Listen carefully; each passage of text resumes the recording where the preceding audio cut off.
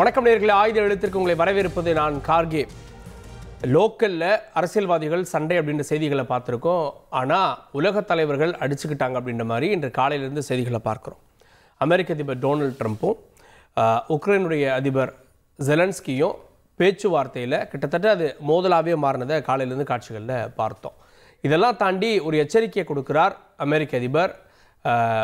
உலக போரோடு நீங்கள் விளையாண்டுட்டு இருக்கீங்க அப்படின்ற எச்சரிக்கையை கொடுக்குறார். அமெரிக்கா இப்போது உக்ரைன் பக்கத்திலிருந்து ரஷ்யா பக்கம் போயிருச்சா? இப்போது உக்ரைன் தனித்து விடப்பட்டிருக்கா? இந்த உக்ரைனுக்கு ஆதரவு கரம் நீட்ட ஐரோப்பிய நாடுகள்லாம் வந்திருக்காங்க. அடுத்த நிலைப்பாடு எப்படி இருக்கும்? தொடர்ந்து இந்த போர் தொடரப்போகுதா? இந்த நிலைப்பாடு ஒருவேளை போர் தொடருது அப்படின்னா சர்வதேச நாடுகள் இதனால் எப்படி பாதிக்கப்படும்? பொருளாதார ரீதியாக என்ன பிரச்சனை? குறிப்பாக நாளைக்கு இந்தியாவை என்ன மாதிரி அமெரிக்கா ட்ரீட் பண்ணும்? நேற்று வரை நண்பனாக இருந்த உக்ரைனையே இன்றைக்கி ட்ரம்ப் வேறு விதமாக டீல் பண்ணியிருக்கிறத பார்க்குறோம். இதே போன்ற சூழல் இருக்கிறதா அப்படின்ற பல கேள்விகள் எழுந்திருக்கிறது. அமெரிக்கா நடத்திய பஞ்சாயத்து 3ஆம் உலகப் போருக்கு முன்னோட்டமான விவாதிக்கிறோம். சிறப்பு விருதுகளோடு நம்முடைய வலதுசாரி ஆதரவு நிலைப்பாட்டுடன் திரு ரமேஷ் சேதுராமன் இணைகிறார். நிகழ்ச்சிக்கு அவரை வரவேற்கிறேன். அரசியல் விமர்சகர் டாக்டர் சுமன் சி ராமன் அவர்களும் இணைகிறார். அவரையும் நிகழ்ச்சிக்கு வரவேற்கிறேன். நான் முதல்ல திரு ரமேஷ் சேதுராமன் அவர்கள்ட்ட, ட்ரம்ப் இன்னைக்கு நடந்துக்கிட்டதை பார்த்தீங்களா? ஏதோ லோக்கல் லீடர்ஸ் சண்டை போடுற மாதிரியான காட்சிகளை நம்ம பார்க்க முடிந்தது. ட்ரம்ப் நடந்துக்கிட்டதுக்கு ஒரு 2 பேர் கருத்துக்கள் இருக்கு. ஸோ இப்படி தான் நடக்குமா? ஒரு டிப்ளமேசியை இப்படி தான் டீல் பண்ணுவாங்களா? இல்லை இல்லை, அதாவது எல்லா பிரசிடெண்ட்டும் சரி, எல்லா தலைவர்களும் சரி, பொதுவாக பொதுவெளியில் பேசும்போது ஒரு முகம் முறித்து பேசுவதுங்கிறது இருக்காது. குறிப்பா அதுவும் சொல்லணும்னா மீடியாவுக்கு எதிராக அந்த மாதிரி பேச மாட்டாங்க. அது தவிர நீங்க பல விவகாரங்கள் நடக்கும், அங்க பல விஷயங்கள் பேசப்படும். அங்க எப்படி பேசுறாங்கிறதோட டோனே கம்ப்ளீட்டா டிஃப்ரெண்டா இருக்கும். இன்னும் சொல்ல போனா இப்ப நமக்கு வெளியில வந்திருக்கிற மாதிரியான ஒரு விஷயத்தை விட இன்னும் மோசமான பேச்சுக்கள்லாம் கூட நடைபெறுவதற்கான வாய்ப்புகள் இருக்குங்கிறதெல்லாம் நிதர்சனமான உண்மை. அப்படி இருக்கும்போது இன்னைக்கு நடந்த விவகாரத்தில் நீங்கள் 2-3 விஷயம் பார்க்கணும். இது ஜெலன்ஸ்கி மட்டும் இல்லாமல் இங்கே நடந்திருக்கக்கூடிய விவகாரத்தை பொறுத்த வரைக்கும் இதுக்கு முன்னாடி பிரான்ஸ் பார்த்தீங்கன்னா மேக்ரோன் இதே மாதிரி பேசினார் அப்படிங்கிற பார்க்குறோம். இதே மாதிரி எக்ஸாக்டான்னு சொல்ல முடியாது. ஆனால் டொனால்ட் ட்ரம்ப் அவர் ரிப்பப்ளிகன் பார்ட்டி அப்படின்னு எடுத்தீங்கன்னா, டெமோக்ராட்டிக் பார்ட்டியில் இதுக்கு முன்னாடி இருந்தப்போ அவங்க எந்த மாதிரி போனாங்கன்னா ஷேடோ வார் அப்படின்னு நம்ம சொல்லலாம். அதாவது எப்படின்னாக்கா, அமெரிக்கா நேரடியாக எந்த களத்திலும் குதிக்காது, ஆனா நீங்க அந்த நாடு சார்பாகவும் அவர்களுடைய சார்ந்த மற்ற நாடுகள் சார்பாகவும் நீங்க இந்த களத்துல குதிச்சு நீங்க இன்னொரு நாடு கூட சண்டை போடணுங்கிற மாதிரியான ஒரு விஷயம். நம்ம எல்லாருக்குமே தெரியும் உக்ரைன் எதனால இந்த பிரச்சனை வெடித்தது அப்படிங்கிறது. இந்த நேட்டோ ஃபோர்ஸோட அவங்க ஜாயின் பண்ண போறாங்க அந்த விவகாரத்தினால அப்படிங்கிறது ரஷ்யா சொன்னது. காரணம் என்னன்னா, தன்னுடைய எல்லை பகுதி வரை இந்த நேட்டோ வரதை ரஷ்யா விரும்பவில்லை. அப்படிங்கிறதுனால அவங்க இந்த மாதிரியான ஒரு விஷயத்தை முன்னெடுக்கிறாங்க. இப்போ ட்ரம்ப்புடைய நிலைப்பாடு அப்படின்னு நீங்க பாத்தீங்கன்னாக்கா, அவருடைய வே ஆஃப் ஹேண்ட்லிங் திங்ஸ், அவர் பேசக்கூடிய ஸ்டைலு எல்லாமே கம்ப்ளீட்லி டிஃப்ரெண்ட். முன்னாடி இருந்த பிரசிடென்ட் எல்லாம் நீங்க கம்பேர் பண்ணும்போது, ஜெலன்ஸ்கியை நீங்க எடுத்தீங்கன்னாக்கா அவருக்கு ஒரு த்ரெட்டு கொடுக்குற விதமாகவும் இந்த மாதிரியாக நீங்க இப்படித்தான் பண்ணணுங்கிற மாதிரியான விதமாகவும் சொன்னதாக அவர் எடுத்துக்கொண்டதுனால அங்கேயே அவர் ஒரு ரெட்டாலியேட் பண்றாரு. ஆனா நீங்க கவனிக்க வேண்டிய ஒரு விஷயம், ஜெலன்ஸ்கி எதுக்கு அமெரிக்கா போனார்? அமெரிக்கா போயிருக்கக்கூடிய விஷயம் அவருக்கு அமெரிக்கா தேவைப்படுகிறது அப்படிங்கிறதுனால போறாரு. அது பாயிண்ட் நம்பர் 1. 2வது முக்கியமான விஷயம், ஐரோப்பிய நாடுகள் கூட ஜெலன்ஸ்கிக்கு ஹெல்ப் பண்றாங்க அப்படின்னா என்ன காரணத்துக்காக ஹெல்ப் பண்றாங்க அப்படிங்கிறதும் நம்ம புரிந்து கொள்ள வேண்டிய ஒரு முக்கியமான விஷயம். அது இன்னைக்கு இருக்கக்கூடிய குளோபல் இந்த இதுல சிச்சுவேஷன்ல நீங்க பாத்தீங்கன்னாக்க, சைனா ஒரு மிகப்பெரிய சக்தியாக வளர்ந்திருக்குங்கிறத நம்ம எல்லாரும் பார்க்குறோம். அதுலேயும் குறிப்பா அவங்களோட ரிசர்ச் அண்ட் டெவலப்மெண்ட்டாக இருக்கலாம், அதே மாதிரி இண்டஸ்ட்ரியல் ப்ரொடக்ஷன்லேருந்து பல விஷயங்கள், அது பல நாடுகளுக்கும் அவர்களுடைய பொருளாதாரத்துக்கும் மிகப்பெரிய அச்சுறுத்தலாக இருக்கிறது. இது ஒரு பக்கம். இந்தியா போன்ற நாடுகள் யாரெல்லாம் எல்லைகளை சீனாவுடன் பகிர்கிறார்களோ அவங்களுக்கு பொருளாதாரம் தாண்டி அந்தந்த நாடுகளுடைய எல்லை பகுதி, அதாவது சீனா அந்த நாடுகளின் எல்லை பகுதிக்குள் ஆக்கிரமிப்பு செய்வது அப்படிங்கிறதையும் தொடர்ந்து செய்து கொண்டிருக்கிறது. இன்னைக்கு நேத்து இல்லை, நம்ம வந்து பல தசாப்தங்களாக பார்த்து கொண்டிருக்கிறோம்ங்கிறதும் இருக்கிறது. அப்படி இருக்கும்போது இல்ல அதுதான் இப்போ அமெரிக்கா வந்து ரஷ்யா மேல சாஃப்ட் கார்னர் காட்டி அது மூலமா சீனாவை நண்பனாக்கிக்க ட்ரை பண்ணுதா அப்படின்ற பல விஷயங்கள் அதுல இருக்கு. ஆனா இன்னைக்கு வந்து அமெரிக்காவுக்கு உக்ரைன்ல இருக்கக்கூடிய கனிமங்கள் தேவை அப்படின்றாங்க. இங்கே அவங்களுக்கு ஆயுதம் தேவை உக்ரைனுக்கு. இப்படி டீல் பண்றது சரியா இருக்குமா? கட் அண்ட் ரைட்டா நீ கையெழுத்து போடுன்ற மாதிரி இல்ல, இது இப்படித்தான் நடந்து கொண்டிருக்கிறது. நீங்க வந்து மிடில் ஈஸ்ட் எடுத்துக்கங்க. 3 வகையில அமெரிக்கா வந்து செயல்படும். ஒண்ணு, எனக்கு ஆயில் வேணும், பதிலுக்கு உனக்கு என்ன வேணும் அப்படிங்கிற மாதிரி தான் மிடில் ஈஸ்ட் கண்ட்ரிஸ் கூட அது வந்து எப்பவுமே டீல் பண்ணி இருக்கு அப்படிங்கிறத நம்ம பார்க்குறோம். ஜப்பான் கிட்ட எனக்கு டெக்னாலஜி வேணும், பதிலுக்கு அப்படிங்கிற மாதிரி தான். இந்த மாதிரியாக ஒவ்வொரு காலகட்டத்திலும் அமெரிக்கா ரொம்பவே என்ன தெளிவா இருப்பாங்கன்னா அவங்க இன்ட்ரெஸ்ட்டை ப்ரொடெக்ட் பண்ணுவாங்க. எனக்கு என்ன கிடைக்குது, இப்ப கேமரா முன்னாடி நடந்தாலும் இது விவாதம் இருக்கு அப்படின்றீங்க. ஆமா, இது ஆயிருக்கு. இன்னொன்னு மட்டும் இல்ல, இது ட்ரம்ப் மட்டும் பேசல, ஜெடி வான்ஸும் பேசினதையும் நம்ம பார்த்தோம்.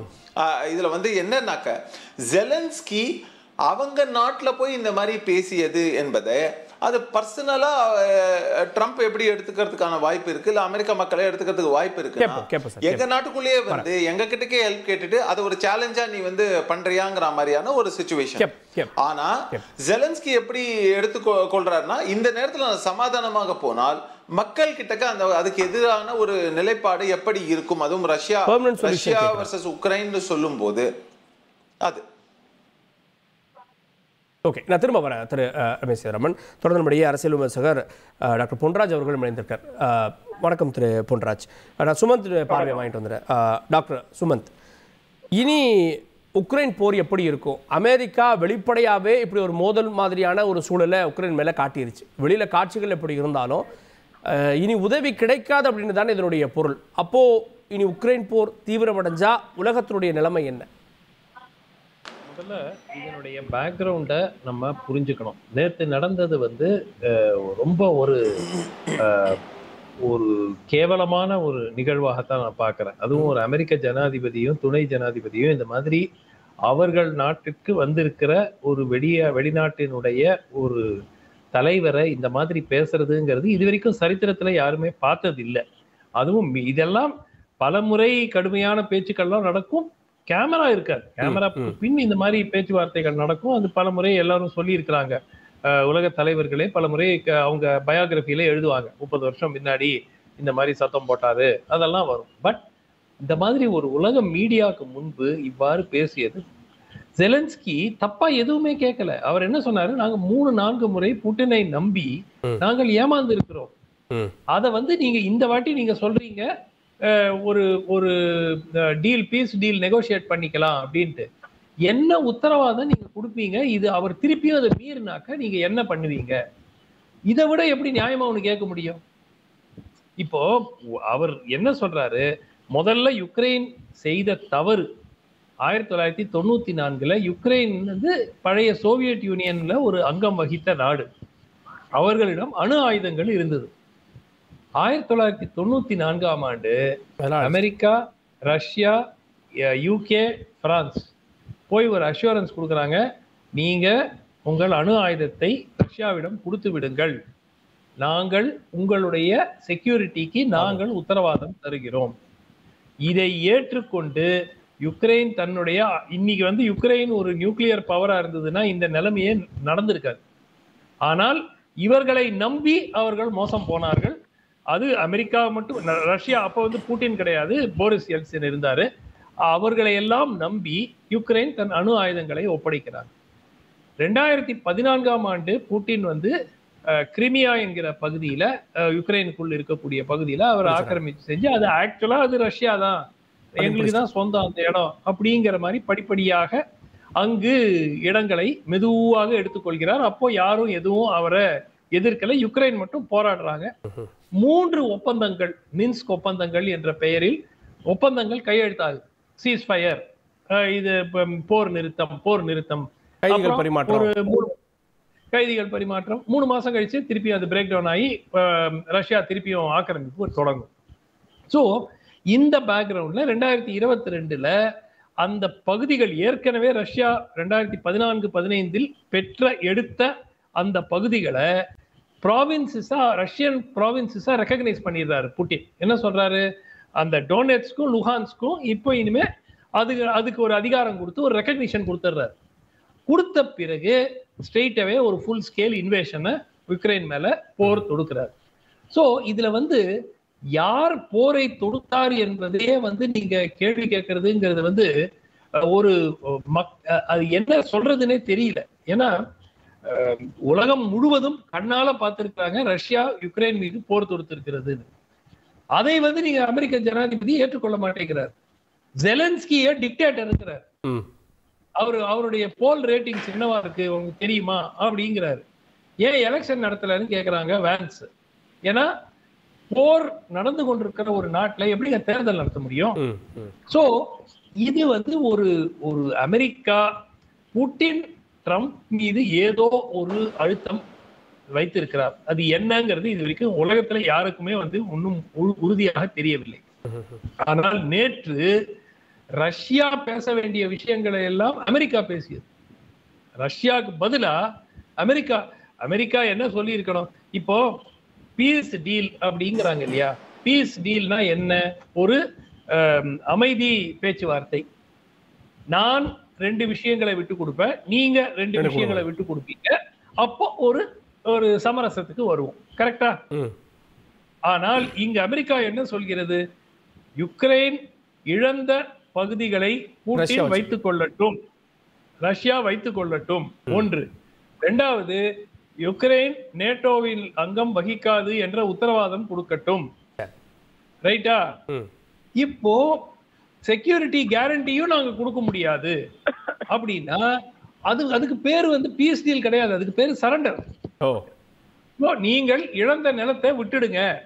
அவர் எடுத்துக்கிட்டு தான் ட்ரம்ப் அந்த பேச்சுவார்த்தையின் போது அவர் மீடியா கான்பரன்ஸ்ல 3 நாட்களுக்கு முன்பு அவர் சொல்றாரு, ரஷ்யா கடுமையாக அந்த இடத்துக்கெல்லாம் போராடி இருக்காங்க, அவங்களும் நிறைய பேர் இழந்திருக்கிறாங்க ராணுவ வீரர்களை, அதனால அவங்களுக்கு அந்த இடம் இருக்கட்டுமேங்கிற மாதிரி பேசுறாரு. சோ இது எப்படி ஒரு தீர்வா? எந்த ஒரு நாடு, ஒரு மானமுள்ள நாடு எப்படி இதை ஏற்றுக்கொள்ள முடியும்? சரி, கேட்போம். நம்முடைய அரசியல் விமர்சகர் திரு ஸ்ரீராம் சேஷாத்ரி அவர்கள் நிகழ்ச்சிக்கு அவரை வரவேற்கிறேன். நான் திரு பொன்ராஜ் அவர்கள்ட்ட, ட்ரம்ப்புடைய நடவடிக்கை உலகம் ஃபுல்லாக நான் அமைதியை கொண்டு வரணும், இன்னொரு நாட்டு போரில் ஏன் என்னுடைய பணத்தை செலவு பண்ணணும் அப்படின்னு சொல்லி தான் தேர்தலை அவர் எதிர்கொண்டார். இப்போ ட்ரம்ப்புடைய நடவடிக்கைக்கு அமெரிக்க மக்கள்கிட்டயே ஒரு ஏற்பு இருக்கு அப்படின்னு தானே பார்க்கணும். அது ட்ரம்ப் இன்றைக்கு வெற்றி பெற்றது அவருடைய பாலிசியை வச்சுதான் இன்றைக்கு வெற்றி பெற்று வந்திருக்கிறார். அவருடைய அக்ரெசிவ் ஃபாரின் பாலிசி ஸ்டான்ஸ் அதுதான் அவருடைய தேசிய கொள்கைவாதமாக மக்கள் மத்தியிலே வைக்கப்பட்டது. அது ஒரு அன்பிரடிக்டபிள் டிப்ளமேட்டிக் அப்ரோச்சா தான் இருந்திருக்கு இது வரைக்கும். அவருடைய 2017 to 2021 வரைக்கும் ஒரு ஜியோ பொலிட்டிக்கல் ஃபேக்டர்ஸ் அவரது ஸ்டான்ஸை தெளிவாக காண்பித்திருக்கிறது. நீங்க பாத்தீங்க அப்படின்னா எப்படி இந்த தேர்ட் வேர்ல்டு வார் வரும் என்ற ஒரு பர்செப்ஷன் ட்ரம்ப் 2வது முறையாக அமெரிக்க ஜனாதிபதி ஆன பிறகு வந்திருக்கு அப்படின்னா அவருடைய அமெரிக்கா ஃபர்ஸ்ட் பாலிசி இது எந்த டிப்ளமேட்டிக் நாம்ஸையும் அவங்க மதிக்க மாட்டாங்க, ஒரு அலையன்சஸை மதிக்க மாட்டாங்க, ஒரு குளோபல் ஸ்டெபிலிட்டியை ஒரு அன்சர்டனா மாத்திட்டாங்க. அதாவது ஒரு குளோபலா இருக்கக்கூடிய ஒரு ஸ்டெபிலிட்டி தன்மை, நிலைத்த தன்மையை ஒரு அன்ஸ்டேபிளான அன்சர்டைன் தன்மையாக மாற்றியதுதான் ட்ரம்பினுடைய ஆக்டிவிட்டி. அப்ப அந்த ஒரு திடீர் என்று அவர் எடுக்கக்கூடிய முடிவுகள், இது ஒரு இன்டர்நேஷனல் அக்ரிமெண்ட்ல இருந்து வெளியே வர்றது, அப்புறம் டைரக்ட் கான்ஃபரன்டேஷன், இதெல்லாம் ஒரு கான்ஃபிளிக்டை உருவாக்குவதற்கு, இந்த 3ஆம் உலக போரை விடுமோ என்ற ஒரு அச்சத்தை தோற்றுவிப்பதற்கு அவரது ட்ரம்பினுடைய நடவடிக்கைகள் இருக்கு. ஆனா இதுல நீங்க பாத்தீங்க அப்படின்னா சைனாவுக்கும் ரஷ்யாவுக்கும் இடையிலான யுஎஸ்னுடைய அப்ரோச், அப்புறம் நீங்க அப்புறம் மிடில் ஈஸ்ட் கான்ஃபிளிக்ட் அது எப்படி ஹேண்டில் பண்றாங்க. அடுத்து நீங்க பாத்தீங்கன்னா இப்ப இன்னைக்கு நேற்று நடந்த உக்ரைனை அதிபரை மிரட்டி நீங்க $350 பில்லியன் உங்களுக்கு நாங்க கொடுத்திருக்கோம், மிலிட்டரி எக்யூப்மெண்ட் கொடுத்திருக்கோம், நாங்க இல்லைன்னா உங்களால போரை 2 வாரம் கூட நடத்திருக்க முடியாது, 3 daysல முடிஞ்சிருக்கும், நீங்க வந்து எங்களோட சைன் பண்ணுங்க என்று அவங்க 50% ஆஃப் ரிசோர்சஸ் வந்து நீங்க எங்களோட சைன் பண்ணுங்கன்னு சொல்லுவது வந்து அதுக்கு ரஷ்யாட்டே போயிடலாமே உக்ரைன். அப்ப எதிரி நண்பன்ற மாதிரி எதிரி காலிலே விழுந்துடலாமே, ரஷ்யாவுக்கிட்டே விழுந்துடலாமே, விழுந்து ஒரு பீஸ் ஃபேக்டை உருவாக்கிடலாமே. அப்ப அந்த இடத்துல உக்ரைன் அதிபர் வந்து தவறாக எதுவும் பேசவில்லை. அவர் வந்து அவருடைய ஸ்டாண்டை கிளியர் பண்றாரு, நீங்க எப்படி எஷ்யூர் பண்ணுங்க கேட்கிறாரு. இல்ல பட் பிராக்டிக்கலா வந்து யாருக்கு அதிக தேவை இருக்கு, நாட்டையும் மக்களையும் காப்பாற்றணும்னா அமெரிக்காட்ட அவர் எப்படி டீல் பண்ணிருக்கணும்ன்றதையும் பேசுறாங்கல்ல. பிரான்ஸ் அதிபர் எப்படி டீல் பண்ணாரு, இவர் எப்படி டீல் பண்ணிருக்காரு ட்ரம்ப் அப்படின்றதெல்லாம் பார்க்க வேண்டியிருக்குல்ல. இல்ல ட்ரம்ப்பை டீல் பண்ணுங்கன்னா நீங்க வந்து ட்ரம்பினுடைய ஒட்டுமொத்தமான அந்த சர்வாதிகாரத்தினுடைய தன்மைக்கு நீங்க அடிபணிந்து போனீங்க அப்படின்னா அது வந்து நாட்டோ நாடுகளுக்கோ இல்ல வந்து அமெரிக்காவுடைய ஒட்டுமொத்த வல்லாதிக்கத்திற்கு நீங்க அடிபணிந்து போனதாகத்தான் அர்த்தம். அவர் அங்க ஃபெயிலியர் ஆயிடுவாரு, உக்ரைன்ல ஃபெயிலியர் ஆயிடுவாரு. அதுக்கு வந்து நீங்க வந்து ஒரு பீஸ் ஃபேக்டர் வந்து ரஷ்யாவோட நீங்க ஏற்படுத்திக்கிட்டீங்க அப்படின்னா உங்களுக்கு பக்கத்து நாடு ரஷ்யா பிரச்சனையை சால்வ் பண்றதுக்கு வாய்ப்பாக கூட அமையலாம். இப்ப அமெரிக்காவுடைய மிரட்டல் உக்ரைனிய ரஷ்யாவுமே வந்து ஒரு அண்டர்ஸ்டாண்டிங் கொண்டு வருமா என்றது வந்து ஜியோ பொலிட்டிக்கல் சினாரியோவை பொறுத்து தான் நம்ம வந்து முடிவெடுக்க முடியும். இப்ப நாட்டோ அலையன்ஸ் இருக்கு, நாட்டோவுடைய டோட்டல் அலையன்ஸை வந்து ட்ரம்ப் வந்து வித்ரா பண்ணிட்டாரு. அப்ப நாட்டோட ரிலவன்ஸே கொஸ்டின் பண்ணாரு, அதனுடைய கமிட்மெண்ட்ஸ் வந்து நாட்டோ அலையன்ஸுக்கு யுஎஸ் கமிட்மெண்ட்ஸ் வந்து வீக்கன் பண்ணிட்டாரு. அப்ப இந்த global collective security mechanism through NATO alliance வந்து நவ் இட் இஸ் ரெடியூஸ்ட். அப்ப எந்த கான்ஃபிளிக்ட் இல்லாதப்பயே இதை வந்து பண்ணும்போதும் யுஎஸ் நார்த் கொரியா ரிலேஷன்ஸ் வந்து இதுக்கு ரிலேஷன்ஸ் வலுப்படுவது வந்து ஒரு குளோபல் இன்செக்யூரிட்டிக்கு கொண்டு போய் சேர்க்குமோ என்ற பயம் ஏற்பட்டிருக்கு. அப்ப பிரசிடென்ட் ஆன பிறகு ட்ரம்ப் வந்து பிரசிடென்ட் ஆன பிறகு ஜியோ பொலிட்டிக்கல் சேஞ்சஸ் என்ன நடக்குது, அப்ப ரைஸ் ஆஃப் நேஷனலிசம் அண்ட் ப்ரொடக்ஷனிசம். அப்ப ட்ரம்ப்னுடைய பிரசிடென்சி வந்து குளோபல் ட்ரெண்ட் டுவர்ட்ஸ் நேஷனலிசம். அப்ப நேஷனலிசம் தேசியவாதத்துக்கு ஒரு குளோபல் ட்ரெண்டை ட்ரம்ப் உருவாக்கி இருக்காரு. அப்ப வித் எல்லா கண்ட்ரியும் செல்ஃப் போக்கஸ்டா அலையன்ஸை வீக்கன் பண்ணக்கூடிய நிலையில இன்றைக்கு ஏற்பாடு நடக்குது. அப்படின்னா ஒவ்வொரு கண்ட்ரியுமே தன்னுடைய ஸ்ட்ரென்த்தை ரெஸ்பெக்ட் பண்ணாதான் எப்படி அமெரிக்கா ஃபர்ஸ்ட் என்ற பாலிசி எடுத்து அமெரிக்காவுடைய ஸ்ட்ரென்த் ரெஸ்பெக்ட் ஸ்ட்ரென்த் சொல்றாரோ அதே மாதிரி உக்ரைனும் ஸ்ட்ரென்த் ரெஸ்பெக்ட் ஸ்ட்ரென்த், ரஷ்யாவும் ஸ்ட்ரென்த் ரெஸ்பெக்ட் ஸ்ட்ரென்த். அப்ப அலையன்சஸ் வந்து இந்த ஜியோ பொலிட்டிக்கல் சினாரியோல இப்ப ரீதிங்க் பண்ண வேண்டிய நிலைமையில இருக்கு. பதற்றத்தை தானே ஏற்படுத்தும். எல்லா நாடும் திரும்ப ஆயுதங்களை தயாரிக்குது, ஸ்ட்ரென்த் பண்ணுதுன்னா இன்னொரு நாட்டுல பதட்டம் தானே ஏற்படும். ஆமாமா, அந்த பதட்டம் அது இப்ப அமெரிக்காவுடைய டோட்டல் ஐடியா என்ன, ஆர்ம்ஸை வந்து மிலிட்டரி எக்யூப்மெண்ட்டை வந்து உக்ரைனுக்கு கொடுக்கணும், மிலிட்டரி எக்யூப்மெண்ட்டை வந்து நான் வந்து இஸ்ரேலை டேக் ஓவர் பண்ணணும், மிலிட்டரி எக்யூப்மெண்ட்டை கொடுத்து இந்தியாவுக்கு அதிகமான சப்ளை பண்ணணும். அப்ப இதெல்லாம் வந்து அவங்களுடைய எக்கனாமிக் ஃபர்தரன்ஸ், அமெரிக்கா ஃபர்ஸ்ட் பாலிசிய அவர் எப்படி வந்து அமெரிக்கா கொண்டு வர அப்படித்தானே ஒவ்வொரு நாடும் நினைக்கும். அப்ப ஒவ்வொரு நாடும் நினைக்கும் போதும் இங்க வந்து நீங்க வேற ஒன்றும் இல்ல, குளோபல் இன்ஸ்டிடியூஷன்ஸ் எல்லாத்தையும் வீக்கன் பண்ணிட்டாரு ரஷ்யா ட்ரம்ப்.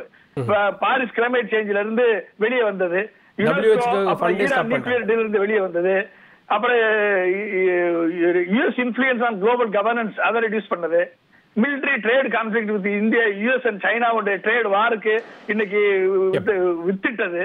அப்ப வந்து அடுத்து வந்து நீங்க இந்தியா வந்து டாரிஃப், நீ டாரிஃப் போட்டியா நானும் டாரிஃப் போடுவேன், உட்கார வச்சு கையெழுத்து வாங்கினாரா இல்லையா பிரைம் மினிஸ்டர்?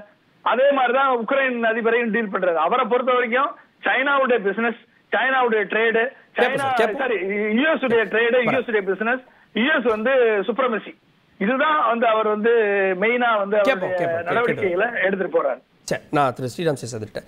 ட்ரம்ப்பினுடைய நடவடிக்கைகள் பொருளாதார ரீதியாக இருந்து அவர் கொடுக்கக்கூடிய ஃபண்டை ஸ்டாப் பண்ணுறதுலேருந்து இன்னைக்கு உக்ரைன் மேலே நடந்திருக்கக்கூடிய இந்த நடவடிக்கை வரைக்கும் உலகப்போருக்கு வித்துடுறாரோ அப்படின்ற அச்சம் இல்லாமல் இல்லை இல்லையா சார்? இது வந்து உலகப்போர்லாம் வராதுங்க, இந்த அவ்வளோ சீக்கிரத்துலலாம் வந்துடாது. ஏன்னா நேத்திக்கு ட்ரம்ப் ஜெலன்ஸ்கினுடைய மீட்டிங் வந்து நடந்தது ஒரு டிப்ளமசியினுடைய ஒரு அக்லி ஃபேஸ் ஆஃப் டிப்ளமசி. ஏன்னா ஒரு டிப்ளமேட்டிக் டிஸ்கஷன்றது எப்போதுமே வந்து ஆன் கேமராவோ க்ளோஸ் டோரில் நடக்கும், நிறைய விஷயங்கள் நடக்கும், அது டிப்ளமேட்டிக் டீலிங்ஸ் நடக்கும். இந்த மாதிரி வந்து ஒரு ஓப்பனாக வந்து இன் ஃப்ரண்ட் ஆஃப் ப்ரெஸ்ஸுன்றதெல்லாம் வந்து it is a ambush created. அது வந்து யார் கிரியேட் பண்ணுறா? ட்ரம்ப் அண்ட் வான்ஸ் டுகெதர் தான் கிரியேட் பண்ணியிருக்காங்க. இன்ஃபேக்ட் இதில் என்னென்னா he has fallen for a trap, அவ்வளோதான் நான் சொல்லுவேன். ஜெலன்ஸ்கி வந்து ஒரு ட்ராப்பில் விழுந்துட்டாருன்னு தான் பார்ப்பேன். ஏன்னா கிட்டத்தட்ட அந்த 40 நிமிஷம் வீடியோவை பார்த்தீங்கன்னா ஒரு லாஸ்ட்டு ஒரு 10 நிமிஷம் லாஸ்ட் ஒரு கிட்டத்தட்ட ஒரு 30-35 நிமிஷம் வரைக்கும் பார்த்தீங்கன்னா ரொம்ப சுமூகமாக தான் போயிட்டுருக்கு. Almost Zelensky had a deal அந்த மாதிரி ஒரு நிலைமைக்கு வரும்பொழுது இவங்க வந்து ஒரு கேம் பிளான் வச்சுட்டு இருப்பாங்க. அப்போ தான் வைஸ் பிரசிடென்ட் வேன்ஸ் வந்து பேசுகிறாரு, இந்த மாதிரி நீங்கள் வந்து உங்கள் நாட்டில் நீங்கள் வந்து போராடுறதுக்கே ஆளே இல்லை அப்படிங்கிற மாதிரி இஸ் ட்ராகிங் ஹிம் அந்த இதை வந்து ட்ராப்புக்குள்ளே இழுத்துட்டு வராரு. Then that is when exchange of words நடக்குது. இது வந்து ஒரு அவாய்டபுள் சுச்சுவேஷனாக தான் பார்க்குறேன். பட் ஆனால் இந்த யுக்ரைன் இந்த விஷயத்தெல்லாம் பார்க்கும்பொழுது யூஎஸ்னோட ட்ரம்ப் என்னத்தை சால்வ் பண்ண ட்ரை பண்ணுறாருன்னு தான் இங்கே நான் பார்க்குறேன். அதாவது உலகளாவிய அளவில் வந்து அமெரிக்கா தான் வந்து பிக் பிரதராகவே இருந்துட்டு வந்திருக்காங்க. த்ரூ அவுட் எல்லா இதுலேயும் பார்த்தீங்கன்னா அமெரிக்கா உள்ளே வந்துருச்சுன்னா எல்லாரும் அடங்கிடணும் அப்படிங்கிற மாதிரி. ஸோ அதில் அமெரிக்காவில் வந்து நிறைய விஷயத்தில் தே ஹவ் லாஸ்ட். அந்த நீங்கள் வந்து ஆப்கானிஸ்தான் வார் ஆகட்டும், வியட்நாம்லேருந்து ஆரம்பிச்சு ஆப்கானிஸ்தான்லேருந்து மிடில் ஈஸ்ட்லேருந்து நிறைய சம்பாதிச்சிருக்காங்க. பெருமளவில் உயிர் சேதங்களும் நிறையா நடந்திருக்கு. அந்த மாதிரி விஷயங்கள் நடந்திருக்கு. ஆப்கானிஸ்தானில் இது மூக்கடைப்பு தான். ஆப்கானிஸ்தான் வந்து வெளியேற வேண்டிய கட்டாயத்துக்கு தள்ளப்பட்டாங்கன்னு தான் சொல்லணும். அப்போ நான் எதுக்கு வந்து இவங்களுக்கு ஃபண்ட் பண்ணணும் அப்படின்ட்டு 350 பில்லியன் சொல்கிறது வந்து டாலர்ஸ் வந்து கொடுத்துருக்காங்க அப்படின்னு சொல்கிறதுல வந்து அது ஐ டோன்ட் திங்க் அந்த 350 பில்லியனாக கொடுக்கப்படலை. இது வந்து ஆர்ம்ஸ் அண்ட் அம்யூனிஷன்ஸ் கொடுத்தது. அதான் அந்த ஆர்ம்ஸ் அண்ட் அம்யூனிஷன்ஸில் இவங்க மேனுஃபேக்சர் பண்ணி இவங்களுடைய ஸ்டாக்கில் வேஸ்ட்டாக இருக்கிறது தான் கொடுத்துருக்காங்க. புது ஸ்டாக்கெல்லாம் வந்து வாட் எவர் மேனுஃபேக்சர்டு யூஎஸ் வச்சுட்டு பழைய ஸ்டாக்கு, ஏன்னா உங்களுக்கு ஆர்ம்ஸ் அண்ட் அம்யூனிஷன்ஸில் பொறுத்த வரைக்கும் அதுக்கும் ஒரு லைஃப் டைம்னு ஒன்று இருக்குது. இட்ஸ் நாட் அப்படியே பெரனியலாக எல்லாமே இருக்காது, அதனோட லைஃப் டைம் இருக்குது. அதெல்லாம் தான் வந்து அதை ரீசர்க்குலேட் பண்ணுறதுக்காக தான் உலக வார்கள் நடந்துகிட்ருக்கு. இப்போது ட்ரம்ப்பினுடைய எய்ம் என்னவாக இருக்குன்னா, இந்த பீஸ் டீலெல்லாம் இந்த ப்ராசஸ் ஆஃப் பீஸ் புரோக்கரிங் இதெல்லாம் பண்ணுற விஷயத்தில் நான் எதற்கு இன்னொரு கண்ட்ரிக்கு ஃபண்ட் பண்ணணும், இதுதான் அவனுடைய கேள்வியாகவே இருந்து அதை தான் இவங்க பேச வந்திருக்காங்க, பேசிகிட்டு இருக்காங்க. இதுக்கு முக்கியமாக காரணம் பார்த்தோன்னா அமெரிக்கா தான். இந்த உக்ரைன் வார் ஆரம்பித்ததுக்கு காரணம் ரஷ்யா கூட இல்லை, அமெரிக்கான்னு தான் சொல்லுவேன். ஏன்னா 1991 அந்த யுஎஸ்எஸ்ஆர்ன்றது பிரேக் அவுட் ஆகி இந்த கோல்டு வார் எண்டுக்கு வரும்பொழுது ஒரு அக்ரிமெண்ட் போடப்பட்டது. அதாவது நாட்டோ 1 இன்ச்சு கூட அந்த ஈஸ்ட் வேர்ட்ஸ் வராது அப்படின்னு சொல்லிட்டு 1991 போடப்பட்ட அக்ரிமெண்ட் பில் கிளின்டனால் 1994 உடைக்கப்பட்டது. அவர் அப்போ தான் வந்து உங்களுக்கு ஹங்கேரி, போலண்டு இதெல்லாம் நாட்டோவில் எடுத்துகிட்டு வராங்க. அதுக்கப்புறமா திருப்பி 2004 இது 98 அனெக்ஸ் ஆர் இந்த மாதிரி போலண்டு ஹங்கேரியெலாம் வந்து நாட்டோக்குள்ளே வராங்க. 2004 வாக்கில் வந்து உங்களுக்கு அந்த பால்டிக் நேஷன்ஸும் வராங்க. அதுக்கப்புறம் 2008 வாக்கில் உக்ரைன் அண்டு இவங்களை வந்து எடுத்துகிட்டு வரணுன்ட்டு அவர் வந்து யூரோப்பை புஷ் பண்ணுறாங்க. அதாவது இந்த யூரோப் வந்து இவங்க யுக்ரைன் அண்டு ஜார்ஜியா வரணும்னு சொல்லிட்டு. அப்போ நீங்கள் பார்த்தீங்கன்னா உங்களுக்கு அந்த உக்ரைன் ஒண்டி வராமல் இருக்குது. இல்லை அதில் அந்த தேவை ஏற்படுத்தினது வந்து 2014 வார் தானே? இல்லை, 2010 நீங்கள் வந்து விக்டர் யுனகோவிச் அவங்கள வந்து உக்ரைன்லேருந்து வந்து ஹவுஸ் பண்ணதே வந்து அமெரிக்கா தான். நீங்கள் அந்த ஜியோபொலிட்டிக்கல் இதில் சுச்சுவேஷனில் பார்க்கும்போது விக்டர் யுனகோவிச்சை வந்து ஹவுஸ் பண்ணி அதுக்கப்புறமா தான் இந்த மின்ஸ்க் இதெல்லாம் வருது, உங்களுக்கு அக்ரிமெண்ட்லாம் வருது. ஸோ இதற்கு முன்னாடியே நாட்டோ எக்ஸ்பேன்ஷனை வந்து யுக்ரைன் வரைக்கும் எடுத்துகிட்டு போகிறதாகட்டும், இல்லைனா வந்து ஜார்ஜியாக்குன்னு எடுத்துகிட்டு போய் ஜார்ஜியா வார் வந்தது. ஜார்ஜியாக்குள்ளே வந்த உடனே நாட்டோ வந்து ஜார்ஜியா வந்து உங்களுக்கு நாட்டோக்குள்ளே வந்த உடனே அங்கே ஒரு பெரிய சண்டை நடக்குது. அதுக்கப்புறம் அந்த ஜார்ஜியான்ற கண்ட்ரியை ஆல்மோஸ்ட் அழியிற நிலைமைக்கு போச்சு. ஸோ யுக்ரைனை வந்து இந்த புஷ் பண்ணதே மெயினாக வந்து பார்த்திங்கன்னா இந்த நாட்டோ எக்ஸ்பேன்ஷன், அதை வந்து ரஷ்யானுடைய என்டையர் பார்டர் வரைக்கும் நாட்டோனோட எக்ஸ்பேன்ஷன் எடுத்துன்னு போகணுன்ட்டு 2010 வாக்கில் தான் வந்து உங்களுக்கு போலண்டுலேயும் இன்னொரு எந்த கண்ட்ரின்னு தெரில இது வந்து மிசைல் செட்டப் பண்ணுறாங்க, மிசைல் ஸ்டேஷன்ஸ் வந்து செட் பண்ணுறாங்க அமெரிக்கா.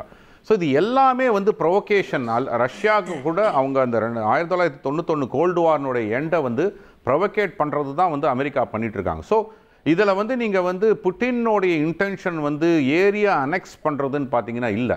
ஏன்னா இதனுடைய ஒரு இம்பார்ட்டண்ட் ஒரு இது என்னென்னா 7 நாள் இந்த சண்டை ஆரம்பித்து 7வது நாள் வந்து நெகோசியேஷன் டேபிளுக்கு ஜெலன்ஸ்கி வரார். ஆல்மோஸ்ட் அந்த நெகோசியேஷன் முடியுது.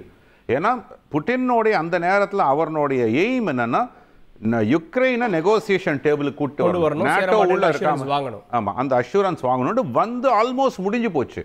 ஆனால் அப்போது இருந்த பைடன் அட்மினிஸ்ட்ரேஷன் வந்து அதை உடைத்தார்கள். ஏன்னா அமெரிக்காவை பொறுத்த வரைக்கும் இன்னைக்கு அந்த குற்றச்சாட்டு ஜெலன்ஸ்கி மேல வைக்கிறார். நான் வந்து பீஸ் விரும்புறேன், நான் சீஸ்ஃபயரை விரும்புறேன், ஆனா நீங்க வந்து போர் நடக்கணும்னு நினைக்கிறீங்க. இப்போ ஜெலன்ஸ்கி மேல திருப்புறாரு. கரெக்ட். அங்கதான் நான் வந்து என்ன சொல்றேன்னா, ட்ரம்ப் இதை வந்து ஒரு க்ளோஸ் டோர் மீட்டிங்கா நடந்ததுன்னா இட் வுட் ஹவ் பீன் பெட்டரா இருந்திருக்கும். இதை வந்து ட்ரம்ப் என்ன புஷ் பண்றாரு, சுமன் சொல்றது ஒரு விதத்துல நான் அக்ரி பண்றேன். புட்டினுக்கும் ட்ரம்ப்புக்கும் நடுவில் என்ன ஒரு சித்து விளையாட்டு, திடீர் நட்பு, ஏதோ ஒரு சித்து விளையாட்டு இருக்கு.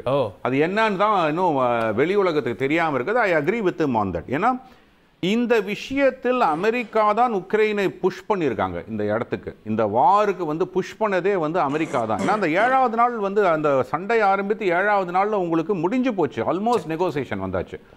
அதுலேருந்து உங்களை வெளியில எடுத்து உங்களுக்கு நான் எல்லா ப்ரொடெக்ஷன் தரேன், அதை தரேன், இதை தரேன்னு சொன்னது எல்லாமே. ஸோ அப்போ யூஎஸ் வந்து அக்செப்ட் பண்ணணும், எஸ் வி மேட் அ பிளண்டர்ன்ட்டு. அது ஓரளவுக்கு ஒத்துக்கிறாரு. என்னன்னா பைடன் மேட் அ பிளண்டர்னு சொல்றாரே தவிர அமெரிக்கா ஒரு நாடாக நாங்கள் உங்களுக்கு துரோகத்தை இழைத்து விட்டோம், இல்லைன்னா வந்து யுக்ரைனுக்கு வந்து பாதகம் செய்து விட்டோம்னு ஒத்துக்கிட்டாங்கன்னா யுக்ரைனால இந்த பீஸ் டீலுக்கு ஒத்துக்க முடியும்.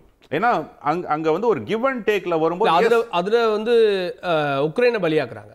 உக்ரைனை பலியாக்க நீங்க தான் தொடங்குனீங்க, நீங்க தான் அதுக்கு விலையை இப்போ உக்ரைனை பலியாக்குறதோட இல்லாம இப்போ யூரோப்பே வந்து இந்த NATO alignment, north Atlantic treaty அது வந்து ஆர்கனைசேஷன் வந்து அந்த அலைன்மெண்ட்டே ரீதிங்க் பண்ற மாதிரி தான் எடுத்துட்டு பேசுவோம். ரமேஷ் சேதுராமன், நேட்டோ நாடுகளிலே ஒரு பிளவு, ஒரு பிரிவு ஏற்படுதா? ஏன்னா நேட்டோ நாடுகள் வந்து குறிப்பாக ஐரோப்பிய நாடுகள்லாம் உக்ரைனுக்கு ஆதரவாக ஃபீட் பண்ணிட்டு இருக்காங்கன்றதை நம்ம பார்க்குறோம்.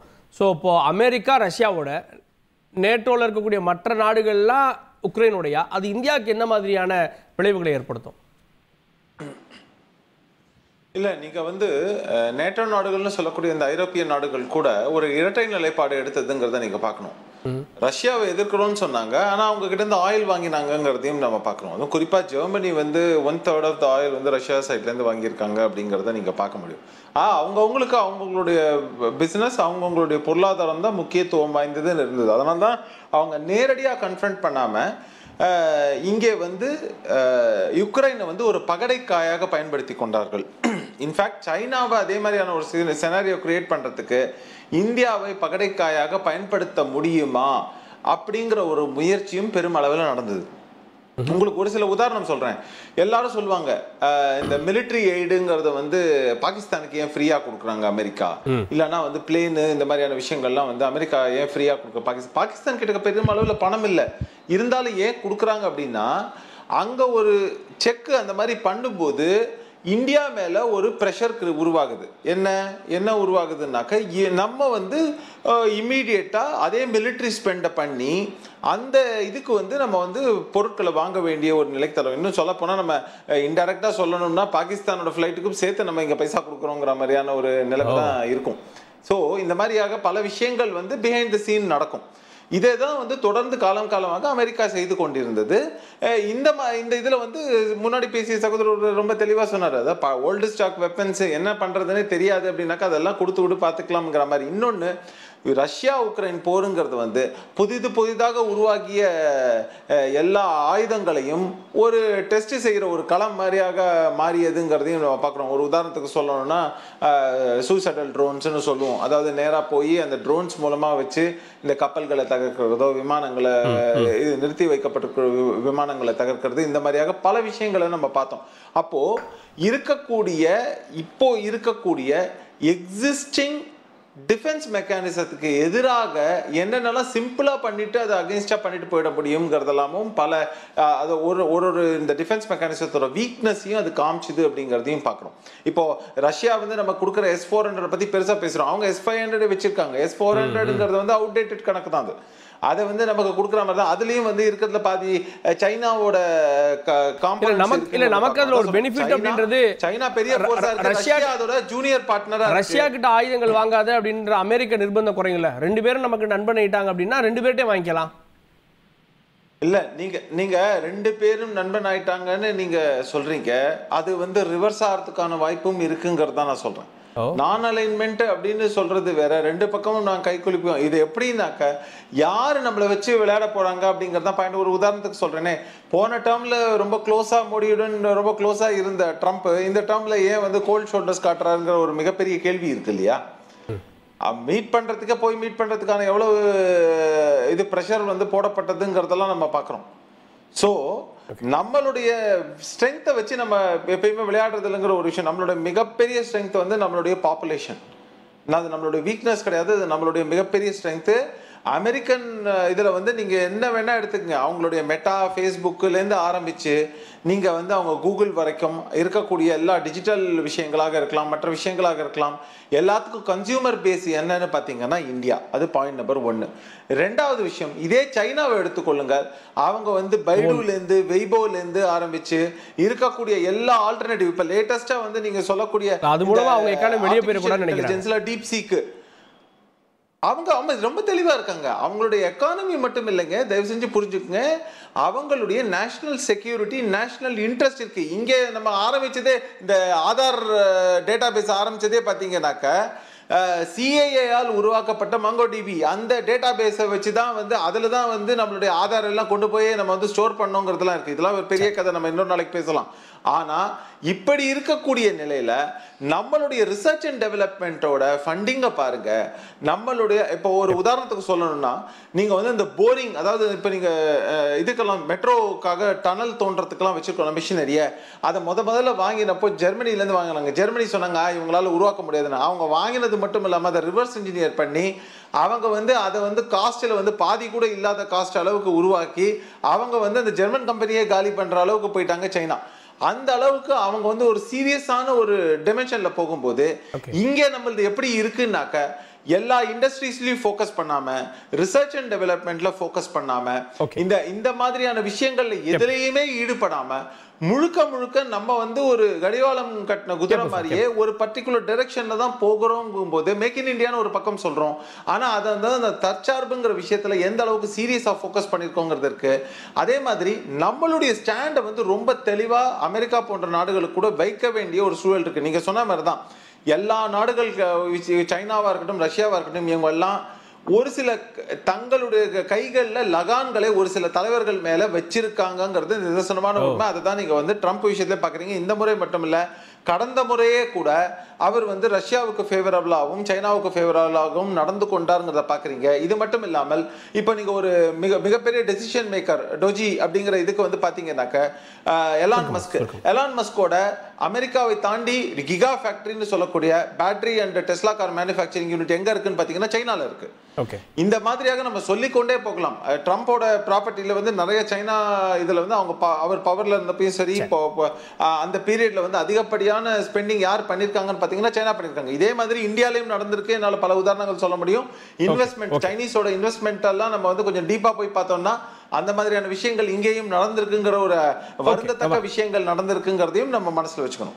டாக்டர் சுமந்த், இப்போ போர் இருக்கிறதுனால தான் ரஷ்யா மேலே சாங்ஷன்ஸ் இருக்கு. இந்தியா குறைந்த விலைக்கு கச்சா எண்ணெய் எல்லாம் கூட வாங்கிட்டு இருக்கோம் ரஷ்யாவில். இப்போ பீஸ் வந்துருச்சு, இல்லை போர் இல்லை, இல்லை சாங்ஷன் வித்ட்ரா பண்ணிட்டாங்க அப்படின்னா நம்முடைய நிலைமை என்ன ஆகும்? இல்ல வாங்கிட்டு இருந்தோம். ஏற்கனவே நாம் ரஷ்யா கிட்ட இருந்து வாங்கக்கூடிய கச்சா எண்ணெயினுடைய அளவு படிப்படியாக குறைந்து வந்திருக்கிறது. ஸோ இப்போ லேட்டஸ்ட் இதுல பாத்தீங்கன்னா ஒரு 2 ஆண்டுகளுக்கு முன்பு இந்த போர் தொடங்கிய காலகட்டத்தில் நாம் எவ்வளவு பெற்றோமோ அந்த அளவுக்கு நாம் இப்போ கச்சா எண்ணெய் ரஷ்யாவிலிருந்து வாங்குறது இல்லை. ரெண்டாவது மிக முக்கியமான ஒரு விஷயம், இந்தியாவை பொறுத்த வரைக்கும் இதுல வந்து கிட்டத்தட்ட ஒரு நியூட்ரல் ஸ்டான்ஸ் தான். பல ஐநா சபை தீர்மானங்கள்ல நாம் பங்கேற்கவில்லை. ஸோ அதுல வந்து நம்ம ரஷ்யா சைட்ல இருக்கிறோமா, யுக்ரைன் சைட்ல இருக்கிறோமா அப்படிங்கிற அந்த விவாதத்துக்குள் நாம் போகவில்லை. அது வந்து இன்னைக்கு சிச்சுவேஷன்ல அது ஒரு யூஸ்ஃபுல் பாயிண்டாக இருக்கிறது. ஆனால் இது எங்கு போகும், இதுல ஒரு விஷயம் மட்டும் புரியுது. அதாவது ஹென்ரி கிசிஞ்சருங்கிற ஒரு முன்னாள் US செக்ரட்டரி ஆஃப் ஸ்டேட் சொன்னார், it is dangerous to be America's enemy, but to be America's friend is fatal அப்படின்னாரு. இது வந்து ரொம்ப ரொம்ப ஃபேமஸ். அது டிப்ளமேட்டிக் சர்க்கிள்ஸ்ல இந்த கொட்டேஷன் ரொம்ப எல்லோருக்கும் தெரியும். அமெரிக்காவினுடைய எதிரியாக இருப்பது ஒரு கடினமான ஒரு விஷயம். ஆனா அமெரிக்காவுடைய நண்பனா இருந்தீங்கன்னா அது உங்களை கொன்னுடும் அப்படிங்கிற ரீதியாக ஒரு ஸ்டேட்மெண்ட். ஸோ இதுதான் வந்து யுக்ரைன் வந்து இப்போ அனுபவிச்சுட்டு இருக்காங்க. அமெரிக்கா கொடுத்த கேரண்டியினுடைய அடிப்படையில் தங்களுடைய டிஃபென்ஸ் ப்ரிப்பேர்ட்னஸை அவங்க மாற்றி அமைத்து கொண்டு அதனால் அவர்களுக்கு இன்னைக்கு பாதிப்பு. இப்போ விளாடிமிர் புட்டினிடம் என்ன கேட்டிருக்கிறார் ட்ரம்ப் என்று இதுவரைக்கும் யாருக்கும் சொல்லல. இல்ல அது வரக்கூடிய செய்திகள்ல தெரியுது. உக்ரைனுக்கு நாங்க அணு ஆயுதங்களையோ ஸ்டாப் பண்ண போறோம், உக்ரைன் கொடுத்துருக்கூடிய உதவியை ஸ்டாப் பண்ண போறோம் அப்படின்னாலே அது அவங்களுக்கு நல்லதானே, அவங்களுடைய எக்கானமி விழுகாம இருக்கும்ல. இல்ல கார்கே, நான் கேட்கறது, நீங்கள் போரை நிறுத்த வேண்டும் என்று கூறுகிறீர்கள். நீங்க தான் ட்ரம்ப் போரை நிறுத்தணும். போரை நிறுத்தணும்னா என்ன ரஷ்யா என்ன கன்செஷன் கொடுக்க போறாங்க? அதாவது நாங்கள் இதுவரைக்கும் 22க்கு பிறகு நாங்கள் ஆக்கிபை பண்ண அந்த யுக்ரைனுடைய பகுதியிலிருந்து நாங்க விலகிக்கிறோம். நாங்க 21 வரைக்கும் நாங்க வச்சிட்டு இருந்த இடத்த நீங்க இப்ப சர்வதேச பார்டரா ரெகக்னைஸ் பண்ணிக்கங்க. ஏதாவது ஒண்ணு இருக்கணும் இல்லையா? ரஷ்யா பிடிச்ச பகுதியில் அவங்ககிட்ட இருக்கட்டும்ன்றாரு. மேபி சவுதியில நடந்த டீல்ல அது கூட ஓகே இருக்கலாம் இல்லையா? சவுதியில இவங்க கலந்துக்கிட்டதுல அது எப்படிங்க ஒரு நாடு ஏத்துக்கும்? ஏற்கனவே அவர்கள் ஆக்கிரமிப்பு செய்து 2014 21 பெற்றிருக்கிற இடங்களை வைத்துக் கொள்ளுங்கள் என்று கூறினால் கூட ஒரு அதுவும் லாஜிக் கிடையாது. பட் அட்லீஸ்ட் அது ஒரு சென்ஸ் இருக்கும். ஏன்னா 21க்கு பிறகு 22ல போர் தொடுத்த பிறகு நீங்க பெற்ற இடங்களை திருப்பி கொடுக்க வேண்டும் அப்படின்னா கூட ஒரு காம்ப்ரமைஸுங்களாம். ஆனா 14 21 வரைக்கும் எடுத்த இடத்த வச்சுக்குங்க, அது ஒரு காம்ப்ரமைஸ். ஆனால் நீங்க எல்லா லேண்டையும் நீங்க வச்சுக்கோங்க, அவங்க நேட்டோவுக்கும் வரமாட்டாங்க, நீங்க திருப்பியும் இந்த மாதிரி ஆக்கிரமிப்பு செய்வீங்கன்னு உத்தரவாதமும் கொடுக்க வேண்டாம்னா அதுக்கு பேரு ஒரு ஒப்பந்தம் கிடையாது, அதுக்கு பேரு சரண்டர். அதனாலதான் ஜெலன்ஸ்கி அதை ஏற்றுக்கொள்ள மாட்டேங்கிறாரு. ஓகே, நான் பொன்ராஜ், இந்தியா இந்த நேரத்துல என்ன மாதிரியான நிலைப்பாட்டை எடுக்கணும்? அதாவதுங்க, இந்தியா இப்ப நீங்க 3 இதை பாருங்களேன். இந்தியாவுக்கு அமெரிக்கா, சைனா அண்ட் ரஷ்யா, அந்த 3 மேஜர் ட்ரேட் பார்ட்னர்ஸ். அப்ப இவங்களுக்கு உள்ள நமக்கு ட்ரேடுனுடைய பிசினஸ் டெவலப்மெண்ட் நீங்க பாத்தீங்க அப்படின்னா, ட்ரேட் பேலன்ஸ்னா அமெரிக்காவோட $78.19 பில்லியன் ட்ரேட் டெபிசிட் அமெரிக்காவோட 2024 இருக்கு. இந்தியா சைனாவோட ட்ரேட் பேலன்ஸ் பாத்தீங்கன்னா $100 பில்லியன் இன் 2023. இப்ப அது கொஞ்சம் குறைஞ்சிருக்கு இந்த 24ல. அதே மாதிரி ரஷ்யால ட்ரேட் பேலன்ஸ் சர்ப்ளஸ், கிட்டத்தட்ட $9.76 பில்லியன் சர்ப்ளஸ் ட்ரேடு ரஷ்யாட்ட இருக்கு. இப்ப இந்தியா யுஎஸ்ல ட்ரம்ப்னுடைய செயலுக்கு நம்ம இந்தியா நம்ம கட்டுப்படக்கூடிய சூழல் ஏற்பட்டுச்சு அப்படின்னா, இல்ல யுஎஸ் பக்கம் சாய வேண்டிய சூழல் ஏற்படும் போது 2 விஷயத்தை நம்ம கவனிக்கணும். ஒன்னு குவாடுன்னு, ஒன்னு இண்டோ பசிபிக் ஸ்ட்ராட்டஜி. இதுதான் யுஎஸ் இன்ஃபுளுன்ஸ் இந்தியாவுடைய ரோலை டிசைட் பண்ணக்கூடியது. அதாவது குவாடுன்றது குவாலிட்டேட்டரல் செக்யூரிட்டி டயலாக்ன்றது பேரு. அப்புறம் இண்டோ பசிபிக் ஸ்ட்ராட்டஜி. இது ரெண்டுமே யுஎஸ்க்கும் இந்தியாவுக்கும் சென்ட்ரலா இருக்கக்கூடிய மிகப்பெரிய ஒரு ஒரு ஃபோக்கஸ் தீம் அப்படின்றது மாதிரி வச்சுக்கோங்க. இப்ப குவாட் யார்? United States, India, Japan, Australia. இவங்க மெயினா என்னன்னா, சைனீஸ் டாமினன்ஸை குறைக்கணும், சைனீஸ் இம்போர்ட்ஸை குறைக்கணும், Chinese dominance on the South China சீயை நம்ம ரெடியூஸ் பண்ணணும், Chinese dominance on the maritime செக்யூரிட்டியை ரெடியூஸ் பண்ணணும், டிஃபென்ஸ் இம்போர்ட்ஸை யுஎஸோட வச்சுக்கணும். இதுதான் இந்த குவாடினுடைய பார்ட்னர்ஷிப். இப்ப இண்டோ பசிபிக் ஸ்ட்ராட்டஜி என்னது? நீங்க பாத்தீங்க அப்படின்னா ஈஸ்ட் கோஸ்ட் ஆஃப் ஆப்பிரிக்கால இருந்து வெஸ்ட் கோஸ்ட் ஆஃப் யுஎஸ் வரைக்கும் இருக்கக்கூடிய ஒட்டுமொத்த நாடுகளுடைய கனெக்டிவிட்டியில ஒரு securing free, open and rules based trade and security இந்த இண்டோ பசிபிக் ரீஜன் இதை கொண்டு வரணும். இதுதான் யுஎஸ்னுடைய போக்கஸ் ஏரியா. இதுல மிலிட்டரி கோஆபரேஷன்ல, ட்ரேட் அண்ட் எக்கனாமிக் செக்யூரிட்டியில, சைபர் செக்யூரிட்டி அண்ட் டெக்னாலஜி கொலாபரேஷன்ல, இதெல்லாம் எது? Countering China's aggressive action in South China Sea and தைவான்ல. அப்ப இதெல்லாம் பண்ணும்பொழுது சைனாவை நம்ம எதிர்க்க வேண்டிய சூழல் இருக்கு, சைனாவுடைய டிபெண்டன்ஸை குறைக்க வேண்டிய சூழல் இருக்கு. இப்ப நீங்க பாருங்க, இதோட மட்டும் இல்லாம ரஷ்யாவுடைய டிபெண்டன்ஸையும் நம்ம குறைக்க வேண்டிய சூழல் இங்க ஏற்படும். அப்ப இங்க ரஷ்யாவுடைய டிபெண்டன்ஸை குறைக்கணும் அப்படின்றப்ப யுஎஸ் இம்போர்ட்டை நம்ம அதிகப்படுத்தும் பொழுது நம்மளுடைய ட்ரேட் டெபிசிட் வைடன் ஆகும். அப்ப இந்தியா ரஷ்யா ரிலேஷன்ஷிப் இன்னைக்கு ஒரு மிகப்பெரிய த்ரெட்ல இருக்கு. அப்ப யுஎஸ் பிரஷர் ரஷ்யாவுடைய டிஃபென்ஸ் இம்போர்ட்டை குறைக்குது அப்படின்னா, இந்தியா இதுவரைக்கும் ரஷ்யாவோட 45 to 50% மிலிட்டரி எக்யூப்மெண்ட் ரஷ்யாட்ட இருந்தா நம்ம வாங்குறோம். அப்ப S-400 மிசைலா இருக்கட்டும், இல்ல சுகாய் 30 மிக் ஃபைட்டர் ஜெட்டா இருக்கட்டும், இல்ல நியூக்ளியர் சப்மரீன்ஸா இருக்கட்டும், இல்ல பிரம்மோஸ் மிசைல் டெக்னாலஜியா இருக்கட்டும், இது எல்லாமே அதை பண்றோம். அப்ப யுஎஸ் என்ன பண்ணுது, அப்ப ரஷ்யாவோட இருக்கும் பொழுது காட்ஸா அப்படின்றது, அதாவது countering Americas adversaries through sanctions act, இதை கொண்டு வந்து ரஷ்யன் ஆர்ம்ஸ் வாங்குறத தடை பண்ணுது. அப்ப இவர் ட்ரம்ப் வந்து அதை ஃபோர்ஸ் பண்ணுவாரு, இந்தியா மேல ஃபோர்ஸ் பண்ணுவார். இதனால ஏற்படக்கூடிய எஃபெக்ட், எக்கனாமிக் இம்பாக்ட் நமக்கு இந்தியாவுக்கு என்ன, இதனால ஏற்படக்கூடிய டிஸ்ரப்ஷன் என்ன இருக்கு, risk of India Russia foreign relations வரக்கூடிய டிஸ்ரப்ஷன்ஸ் என்ன இருக்கு. அப்ப இது எல்லாமே வந்து குரூட் ஆயில் இம்போர்ட், அப்ப cut on the crude oil Russian import, இது வந்து நம்மளுக்கு சீப்பரா கிடைச்சிட்டு இருக்கு, சர்ப்ளஸை குறைச்சிரும். அப்ப அந்த ட்ரேட் சர்ப்ளஸை குறைச்சு நம்ம அதுலயும் நம்ம வந்து ட்ரேட் டெபிசிட் ஆக போக வேண்டிய சூழல் ஏற்படும். அப்ப இத்தனையும் வரும் பொழுது நம்ம வந்து எதை நம்ம நம்பி இருக்கலாம் அப்படின்னா, யுஎஸ் சைனாவுக்கு நடக்கக்கூடிய ட்ரேட் வார் ஒரு வழியில பெனிஃபிட் இந்தியா கம்பெனிஸ்க்கு அப்படின்னா, மேனுபேக்சரிங் வந்து இந்தியாவுக்கு வர்றதுக்கு ஆப்பிள், டெஸ்லா, மைக்ரான் போன்ற கம்பெனிகள் இந்தியாவுக்கு வர்றதுக்கு ஒரு வாய்ப்பு இருக்கிறது. இந்தியா வந்து ஒரு மேனுபேக்சரிங் ஹப்பா மாறுவதற்கு ஒரு ஆப்பர்ச்சுனிட்டி இருக்கு. சோ இந்த மாதிரியான ஆப்பர்ச்சுனிட்டியை நம்ம எப்படி நம்ம வந்து மேனேஜ் பண்ண போறோம், எப்படி வந்து நம்ம கவுண்டர் ப்ரொடக்ட் பண்ண போறோம், எப்படி இந்தியாவை வந்து டிஃபென்ஸ்ல ஸ்ட்ரென்தன் பண்ண போறோம், பாலிசியில வந்து இந்த பக்கமும் சாயாம அந்த பக்கமும் சாயாம மெயின்டைன் பண்ண போறோம், இதெல்லாம் பொறுத்துதான் வந்து நம்மளுடைய வெற்றி இருக்கிறது. ஓகே, நம்ம கேட்போம். நான் திரு ஸ்ரீராம் சேஷாத்ரிகிட்ட, இன்னைக்கு உக்ரைன்கிட்ட நடந்துக்கிட்ட மாதிரி நாளைக்கு இந்தியா கிட்ட அமெரிக்கா நடந்துக்காதுன்றதுக்கு என்ன உத்தரவாதம்? நடந்துக்காதுன்னு எதுவும் உத்தரவாதங்கள்லாம் கிடையாது. அதுக்கு முன்னாடி ஒரு 2 பாயிண்ட் நான் சொல்ல விரும்புகிறேன். யூஎஸ் டு இந்தியா வந்து ட்ரேட் சர்ப்ளஸில் தான் இருக்கும், அதாவது டெபிசிட்டில் இல்லை. பொன்ராஜ் சொன்னது தவறான கருத்து. இந்த வருஷம் சார் என்ன அதே மாதிரி வந்து பார்த்தீங்கன்னா அவர் அதுக்கு முந்தின இதில் சொன்னார், அந்த மாதிரி வந்து ரெசிப்ரோக்கல் டாக்ஸ் இது டாரிஃப் வந்து இம்போஸ் பண்ணியிருக்காங்கன்ட்டு. இந்தியா மேலே இன்னும் இம்போஸ் ஆகலை. அது வந்து இன்னும் அடுத்த 9 மாதங்கள் நம்ம பேச்சுவார்த்தை நடத்துவோம் அப்படின்ற அளவுக்கு தான் அது வரைக்கும் டிப்ளமேட்டிக் ரிலேஷன்ஸில் வந்திருக்கு. ஸோ உங்களுக்கு இந்த மாதிரி நடக்க மாட்டாங்கன்றது கிடையாது.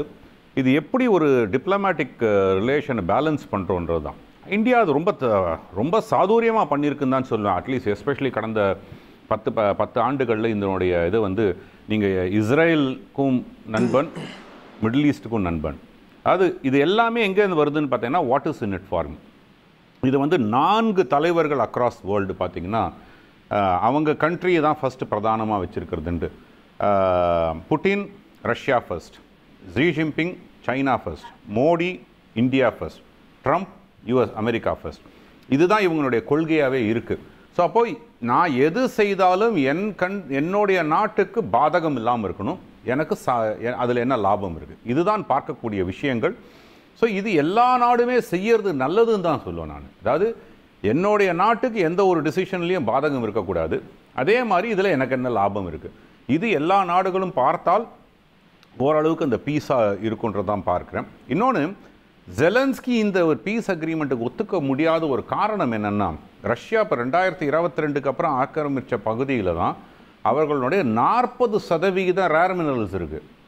இப்போ அவர் 40% ரேர் மினரல்ஸ் தன்னுடைய தூக்கி அப்படியே ரஷ்யாவுக்கு கொடுத்துட்டாங்கன்னா, மீதி 60% தான் இவற்றை ரிமைனிங் இருக்கும். அதனுடைய ப்ராசஸிங் கெப்பாசிட்டி எல்லாமே அதையும் இப்போ அமெரிக்கா கேட்குது. அதையும் நம்ம அமெரிக்கா கேட்குறாங்க, யூகேவும் கேட்குறாங்க, யூகேவும் கேட்டுட்டு இருக்காங்க. என்ன ஆக்சுவலி யூகேவோட ஒரு ஆல்மோஸ்ட் நியர் அக்ரிமெண்ட்டில் இருக்காங்க, இந்த மாதிரி rare minerals, access to rare minerals Ukraine கொடுங்க. அதனால தான் இப்போ வந்து உங்களுக்கு அமெரிக்காவுக்கு பிரச்சனை ஆகுது. ஏன்னா அவங்கள்ட்ட எனக்கு எந்த ஒரு லாபமும் இல்லாமல் இருக்கும், யுக்ரைனில் லாபம் இல்லாமல் இருக்கும் தான் பார்க்குறாங்க. ஸோ அதனால் இது வந்து இந்தியாவை பொறுத்த வரைக்கும், நம்மளுடைய டிப்ளமேட்டிக் ரிலேஷனை பொறுத்த வரைக்கும் ஒரு பிக்கஸ்ட் அட்வான்டேஜ் நமக்கு இருக்கிறது the size of the market. Indian market இருக்கிறதுனால நம்மளுடைய லீவரேஜ் ஜாஸ்தியாக இருக்குது. அந்த லீவரேஜை நம்ம எந்த இடத்துல யூஸ் பண்ணுறோம், எந்த இடத்துல விட்டு கொடுக்குறோன்றதில் பொறுத்து தான் விஷயம். இந்த இஷ்யூஸை சீனா எப்படி டீல் பண்ணுவாங்க சார்? சீனா வில் அது அவுட் சைட் த கிரவுண்ட் பொறுத்து தான் நம்முடைய அவுட் சைட் த கிரவுண்டில் உட்காந்து வாட்ச் தான் பண்ணுவாங்க. ஏன்னா சைனாவை பொறுத்த வரைக்கும் யுக்ரைனுக்கு சாதகமாக இருக்கணுமா, அமெரிக்கா சாதகமாக இருக்கணுமா, ரஷ்யாவுக்கு சாதகமாக, தே வில் சப்போர்ட் ரஷ்யா. இதுதான் சீனாவுடைய பாலிசியாக, எக்ஸ்டர்னல் அஃபேர்ஸ் பாலிசியாகவே இருக்கும். ஏன்னா அவர்களுக்கும் ஒரு காமன் சித்தாந்தம் உண்டு அவங்க 2 கண்ட்ரிக்கும். அவங்க 2 பேருக்குமே ஒரு மெயின் எதிரி யாருன்னா அமெரிக்கா தான். அப்படி இருக்கும்போது உங்களுக்கு கண்டிப்பாக வந்து அவர் ரஷ்யாவுக்கு சாதகமாக தான் அவர்களுடைய நிலைப்பாடுகள் இருக்கும். நீங்கள் வந்து பாஸ்ட் இதில் எல்லாம் கூட பார்த்தீங்கன்னா, யூஎன் ரெசல்யூஷன்ஸ்லாம் கூட பார்த்தீங்கன்னா அவங்க வந்து ரஷ்யாவுக்கு சாதகமாக தான் இருந்திருக்காங்க. ஸோ சீனா will actually wait and watch America எந்த அளவுக்கு போகிறாங்கன்றதை பொறுத்த வரைக்கும். இப்போ இதை விட ஒரு மெயின் இம்பார்ட்டன்ட், நீங்கள் 3rd வேர்ல்டு வார்லாம் வருமான்ட்டு, எக்கனாமிக் வார் பெருசாக வரும். ஏன்னா அமெரிக்கா இப்போ என்ன பண்ணிட்டு இருக்காங்க, அவங்களுடைய எக்கானமியை ஸ்ட்ரென்தன் பண்ணுறதுக்காக டாலரை வந்து ஸ்ட்ரென்தன் பண்ணுறதுக்காக கோல்டு ரிசர்வ் மேலே இத்தனைக்கும் பார்த்தீங்கன்னா ஜென்ரலாக அக்ராஸ் நேஷன்ஸ் எல்லா வேர்ல்டு பார்த்தீங்கன்னா உங்களுடைய கரன்சியினுடைய பேஸ் என்ன இருக்கும்னா கோல்டு அல்லது ஃபாரின் எக்ஸ்சேஞ்சுன்ட்டு. அமெரிக்காவை பொறுத்த வரைக்கும் அது வந்து சும்மா பேப்பரில் பிரிண்ட் பண்ணேன், அவங்களதே வந்து அக்செப்டபிள் பேஸ்கெட் ஆஃப் ஃபாரின் கரன்சின்றால அவங்களதே வந்து பிரிண்ட்டை நினச்ச மாத்திரம் பிரிண்ட் பண்ணிட்டு இருக்காங்க. ஸோ இதை வந்து கோல்டு பேக்டு கரன்சியாக எடுத்துன்னு வந்து டீவேல்யூ பண்ணான்னு வச்சுக்கோங்க. America is verge of devaluing their currency பண்ணாங்கன்னா உலக பொருளாதாரம் ஒரு பெரிய டிஸ்ரப்ஷன், இந்தியா உட்பட இந்தியா வந்து பயங்கர அடி விழும். ஏன்னா நம்மளுடைய எக்ஸ்போர்ட்ஸ் எல்லாமே அதை நம்பி இருக்கு. அவங்களுக்கு டீடாலரைசேஷன்ஸ், அதனால தான் வந்து டீடாலரைசேஷன்ஸ் பண்ணணும்னு சொல்லிட்டு கடந்த 2-3 ஆண்டுகளாகவே வந்து ஒரு இந்த பிரிக்ஸ் அமைப்புகளோ அதெல்லாம் சேர்ந்து பண்ணுறதுக்கு ஒரு பிரிக்ஸ் கரன்சி எடுத்துன்னு யூனிட்லாம் எடுத்துகிட்டு வரதுக்கு முக்கியமான காரணமே டீடாலரைசேஷன் பண்ண. ஏன்னா சம் பாயிண்ட் இன் டைம் அமெரிக்கானுடைய கரன்சியினுடைய வேல்யூவேஷன் வந்து அதை வந்து டீவேல்யூ பண்ணக்கூடிய இடத்துக்கு அமெரிக்கா தள்ளப்படும் என்பது உலக பொருளாதாரம் தெரிந்த பலருக்கும் தெரியும். அது ட்ரம்ப் அதை ஒரு தைரியமா இப்போ ட்ரம்ப்புடைய இந்த நடவடிக்கைகள் அதுதான் காட்டுதா? அதெல்லாம் அங்கே தான் போகிறாங்க. அங்கே எங்கே எடுத்துகிட்டு போகிறாங்கன்னா, ஏன்னா அமெரிக்காவை பொறுத்த வரைக்கும் 90% அவங்களுடைய டெய்லி ரிக்குவயர்மெண்ட் இம்போர்ட் பண்ணி தான் வாழறாங்க. அவங்களுடைய டெக்னாலஜி இருக்குது, பெரிய அளவில் மிலிட்ரி பேஸ் எக்யூப்மெண்ட்ஸ் இருக்கே தவிர அவர்களுக்கு வாழ்வாதாரத்துக்கு உண்டான அனைத்துமே வந்து கிட்டத்தட்ட 80% மேலே சைனாவும் இந்தியாவும் சப்ளை பண்ணுறது தான். அப்படி இருக்கும்போது உங்களுக்கு மற்ற நாடுகள் அதே மாதிரி பார்த்தீங்கன்னா சவுத் அமெரிக்கன் கண்ட்ரிஸ் உங்களுக்கு அவருக்கு வேணுங்கிற அக்ரிகல்ச்சரல் ப்ராடக்ட்லாம் சவுத் அமெரிக்கன் கண்ட்ரீஸ்லேருந்து வருது. ஸோ இதை அவங்க வந்து தன்னுடைய நாட்டுக்கு எடுத்துகிட்டு வரணும் அப்படின்னா அவர்களுடைய காஸ்ட் ஆஃப் லிவிங் அதை அலோவ் பண்ண மாட்டேங்குது. அதுக்கு அவர் வந்து பண்ணக்கூடிய மெயின் இம்பார்ட்டன்ட் இது வந்து உங்களுக்கு வந்து அந்த டாலர்னுடைய வேல்யூ வந்து டிவேல்யூ பண்ணும். டிவேல்யூ பண்ணால் உலக பொருளாதாரமே சரிந்து விடும். ஆனால் அது அந்த டிஸ்ரப்ஷன் தேவைன்னு தான் சொல்லுவேன். அந்த டிஸ்ரப்ஷன் வர வேண்டியது வரணும். அது எப்படி மேனேஜ் பண்றோன்றத பொறுத்து தான். இறுதி சுற்று ரமேஷ் சேதுராமன் எல்லாத்தையும் ஒரு வரி மட்டும். இல்ல நம்ம வந்து இது அடுத்த கட்டமாக எப்படி நகர போகிறதுங்கிறத பொறுத்து தான் நம்ம பார்க்க போறோம். அதே மாதிரி டெஃபினட்டா lot of changes will happen. இப்போ நான் இந்தியாவை பொறுத்த வரைக்குமே சொல்லணும்னாக்கா ஒரு உதாரணத்துக்கு நம்ம பங்களாதேஷ்ல வந்து கடந்த ஆட்சி அமெரிக்கா அதிபருடைய ஆட்சி வந்து எப்படி இருந்தது அப்படிங்கிறத பார்க்கணும். இப்போ ட்ரம்ப் வந்ததுக்கு அப்புறம்னு பார்த்தீங்கன்னா பங்களாதேஷ்ல வந்து இன்னொரு 6 மாசத்துக்குள்ள கூடிய விரைவில் ஒரு ஆட்சி மாற்றம் ஏற்படுவதற்கான வாய்ப்பு இருக்கு அப்படிங்கிறத நீங்க பார்க்கலாம். அதே மாதிரி ஸ்ரீலங்காலையும் வந்து பொலிட்டிக்கல் இன்ஸ்டெபிலிட்டி வராது, பட் ஆனால் அவங்களோட பாலிசிஸ்ல நிறைய சேஞ்சஸ் வருவதற்கான வாய்ப்பு இருக்கு அப்படிங்கிறதையும் கூடிய விரைவில் நீங்க பார்க்கலாம். இந்த மாதிரியாக நம்மளை சுத்தியும் பல விஷயங்கள் நடப்பதற்கு இருக்கு. இது ஒரு ஸ்ரீராம் சேஷாத்ரி அவர்கள் மற்றும் மற்ற இவங்க எல்லாருமே சொன்ன மாதிரி இது நம்ம கொஞ்சம் பொறுத்திருந்து தான் நம்ம பார்க்கணும். இது அடுத்த கட்ட நகர்வுக்கு எப்படி போக போகுது நம்ம இனிமே வச்சுதான் நம்ம வந்து அது எப்படியான ஒரு பொருளாதாரம் உலக பொருளாதாரத்தின் மேல ஒரு தாக்கத்தை ஏற்படுத்தும்ங்கிறத இனிமே தான் நம்ம பார்க்கணும். ஓகே டாக்டர் சுமந்த், நாளைக்கு லண்டன்ல ஒரு மிக முக்கிய மாநாடு ஐரோப்பிய நாடுகளினுடைய தலைவர்களும் ஜெலன்ஸ்கியும் ஒரு சந்திப்பு இருக்கு. அவர்கள் அதில் ஐரோப்பாவால் எந்த அளவிற்கு யுக்ரைனுக்கு தொடர்ந்து உதவ முடியும் அப்படிங்கிறத முதல்ல ஒரு கணக்கு எடுக்கப்பட்டு அதன் அடிப்படையில் அடுத்த கட்ட நடவடிக்கைகள் நடைபெறும். ஆனால் ஜெலன்ஸ்கி ஏற்கனவே லண்டன் போய் சேர்ந்துட்டாரு. நாளைக்கு இந்த சமிட் நடக்க இருக்கிறது. அதற்கு பிறகுதான் நமக்கு ஒரு ஐடியா கிடைக்கும் யூரோப் எவ்வளவு வந்து டிஃபெண்ட் பண்ண போறாங்க ஜெலன்ஸ்கிய அப்படிங்கிறது தெரியும். பொன்ராஜ் ஒரே வரி. அதாவது சைனா வந்து தன்னை பொருளாதாரத்துல நிலைநிறுத்தி ஆராய்ச்சிக்கு அதிகமாக செலவழித்து மேனுஃபேக்சரிங் ஹப்பாக உருவாக்குறதுனால இன்னைக்கு வந்து எல்லாவற்றுக்கும் எதிர்க்கக்கூடிய ஒரு லெவல்ல வந்து பொருளாதாரத்தை ஸ்ட்ராங் பண்ணியிருக்கு. ஒரு ஸ்ட்ரென்த் ரெஸ்பெக்ட் ஸ்ட்ரென்த்ன்ற மாதிரி ஒவ்வொரு நாடும் தன்னை முன்னிலைப்படுத்தி America first, India first, Russia first, Ukraine first இப்படி எல்லாம் பண்ணிட்டு இருக்காங்க. ஆனா எந்த அளவுக்கு இந்தியா வந்து நம்ம கரண்ட் அக்கௌண்ட் டெபிசிட் இன்னைக்கு ஒர்சனிங்கா இருக்கு, பேலன்ஸ் ஆஃப் ட்ரேட் வந்து எல்லா கண்ட்ரியோட நம்ம வந்து ரொம்ப இம்போர்ட் அதிகமா இருக்கு, எக்ஸ்போர்ட் கம்மியா இருக்கு. இதெல்லாம் வந்து நம்மளுடைய ரூபாயினுடைய வேல்யூ ரொம்ப மதிப்பிழந்து கொண்டே வருகிறது. இதெல்லாம் வைத்து கொண்டு பார்க்கும் பொழுது இந்தியா ஃபர்ஸ்ட் என்ற கோஷம் இன்னமும் வந்து ஒரு வளர்ச்சியை நோக்கி இல்ல, இது வந்து வரியை நோக்கி தான் இருக்க ஒழிய வளர்ச்சியை நோக்கி இல்ல. இந்த சூழல்ல ஜியோ பொலிட்டிக்கல் சினாரியோ சேஞ்ச் ஆயிட்டு இருக்க நேரத்துல இந்தியாவுக்கு வந்து இன்னமும் ஒரு ஸ்ட்ராங்கான லீடர்ஷிப், ஒரு எக்கனாமிக் ரிவைவல் பண்ணக்கூடிய ஒரு லீடர்ஷிப் வேணும் என்பதை வந்து உணர்த்துகிறது. சரி, இதை நம்ம ஜியோ பாலிடிக்ஸ் டிஸ்கஷனாவே வச்சுக்கலாம். இந்தியா பாலிடிக்ஸ்குள்ள வர வேண்டாம். இந்தியாவுக்கு இதனால என்ன பாதகம்? இந்தியா ஜியோல இருந்தா இல்ல. இந்தியா பாலிடிக்ஸ் ஜாயின் வருது. ஆமா இது வந்து இந்தியா பாலிடிக்ஸ் இந்தியா ஸ்ட்ரென்த் இல்லாம எப்படி சார் ஸ்ட்ரென்த் ரெஸ்பெக்ட் சார் நான் சொல்லி முடிச்சிடறேன் சார். இந்த வந்து ஜியோ பாலிட்டிக்கல் சுச்சுவேஷனில் இந்தியாவுக்கு இப்போது ஒரு ராஜதந்திரமான ஒரு தலைவர் இருக்கிறதுனால இது நம்ம வந்து பெரிய ஒரு பாதகம் இல்லாம ஒரு சிச்சுவேஷன் இருக்கும் என்று தான் நான் எதிர்பார்க்கிறேன். ஓகே, பொறுத்து பார்க்கலாம். கம்பீரமா வந்தாரு. ஓகே, பொறுத்து பார்க்கலாம். நாளைக்கு இன்னொரு கூட்டம் வேறு நடக்க போகுது யூரோப்பில். அவங்களுடைய நடவடிக்கைகளை பொறுத்து உலக பொருளாதாரத்தில் குறிப்பாக இந்திய பொருளாதாரத்தில் எல்லாம் மாற்றம் இருக்கும் அப்படின்ற பல கேள்விகள் இருக்குது. பொறுத்து பார்க்கலாம். வாரத்தில் இந்த சிறப்பு நன்றி. பார்த்தவங்களுக்கும் நன்றி நேயர்களே. தொடர்ந்து நீங்கள் தந்தி தொலைக்காட்சி.